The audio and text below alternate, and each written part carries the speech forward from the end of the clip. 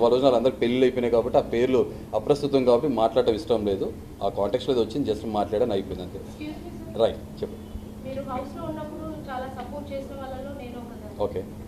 And to be frank ఒక్క question అందరికీ clarify చేయాలి. షూర్, తప్పకుండా. గుండంకులు అంటే మీరు ఎందుకు అంత ఫీల్ అయ్యారు? ఐ మీన్ మీరు నిజంగా అయితే మీకు హెయిర్ లేకుండా లేదు, నిజంగా బాల్డ్ హెడ్ అయితే ఫీల్ అయి ఉండాలి. లైక్ ఆ పేరు మెన్షన్ చేయొచ్చు లేదో, బట్ మీరు బండాం కదా. ఓకే, చెప్పండి. గుండంకులని ఎందుకు అంటే ఎందుకు ఫీల్? మీరు భలే ఆంటీలే ఉన్నారండి. భూతద్దాలా? భూతద్దాలు కాదు, నేను అడిగిన సరే బండాంటీ చెప్పండి. కాదండి, భలే వాళ్ళు మీరు ఫీల్ అవుతే నేను ఫీల్ అవును. షో అంతసేపు నన్ను గుండంకులు అని పిలవండి, నేను బండాంటీ అని పిలుస్తా. ఓకేనా, మాట్లాడుకుందాం. లేదండి, జర్నలిస్ట్ కాదండి, మనిషి మాట్లాడుతున్నాం.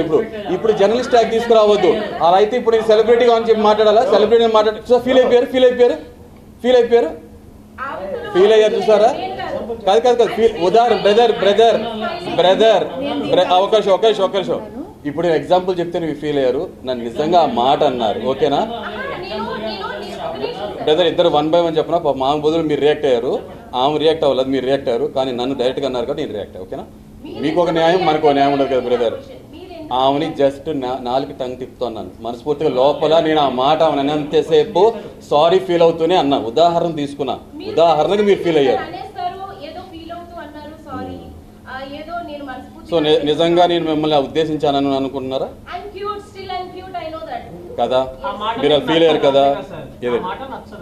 కాదండి, సో ఇప్పుడు చిన్న మాట ఇవాళ రేపు మా ఆంటీ అంటేనే ఫీల్ అవుతున్నారు. అవునా? లావ్ అన్నా ఫీల్ అవుతున్నారు. అవునా? కలర్ గురించి మాట్లాడినా కూడా రేసెస్ భావాలు అంటున్నారు.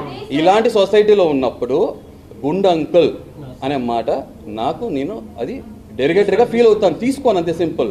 ఎందుకంటే ఎవరినన్నా సరే నా మనసులో పెట్టుకోవాలంటే కానీ ఎత్తి మీదకి తాను ఆడే పరిస్థితి తీసుకురాను, డ్యాన్స్ చేసే పరిస్థితి తీసుకురాను. చాలా సింపుల్ అయిపోయింది. సారీ మేడం, నేను నా ఉద్దేశం ఏంటంటే జస్ట్ ఉదాహరణ తీసుకున్నప్పుడు ఫైర్ రావాలనుకున్నాను. But you are very welcoming. ఆ బ్రదర్ నుంచి ఫైర్ వచ్చింది. Brother, thank you, I appreciate that. Okay, అది. సో దయచేసి అరే బ్రదర్, లేడీస్ జెంట్స్ ఉండదు, అందరు సమానమే, ఒకటే బాడీలో. అర్థమైందా? మనసు అనేది అదే చెప్తున్నాను. ఎగ్జాంపుల్ నేను ముందు చెప్తాను ఎగ్జాంపుల్ అని, అప్పుడు మీరు రియాక్షన్ ఇస్తారా? ఎవరుగా సైలెంట్గా ఉంటారు, ఒపీనియన్ స్టాండ్ తీసుకునేవాళ్ళు కదా. అవునా? చెప్పండి మేడం. బట్ మీరు కాదు కదా, ఆ సర్టెన్ మినిట్ కోసం, ఆ మూమెంట్ కోసమే మీరు సేవ్ చేసుకున్నారు. దానికి మీరు ఎందుకు ఫీల్ అయ్యారు? This was my question.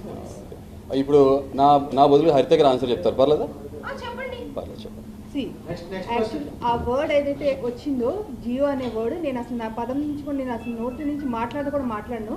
అది చాలా రాంగ్ వర్డ్. ఎందుకనంటే ఆయన సొంతంగా ఏదో ప్యాషన్తో చేసుకెళ్ళిన థింగ్ కాదు అది. షో కోసమే, అగ్ని పరీక్షలో షో కోసమే చేసుకున్నారు. సో ఆ రోజు డేర్ ఆర్ డై చాలా టాస్క్లు జరిగినాయి.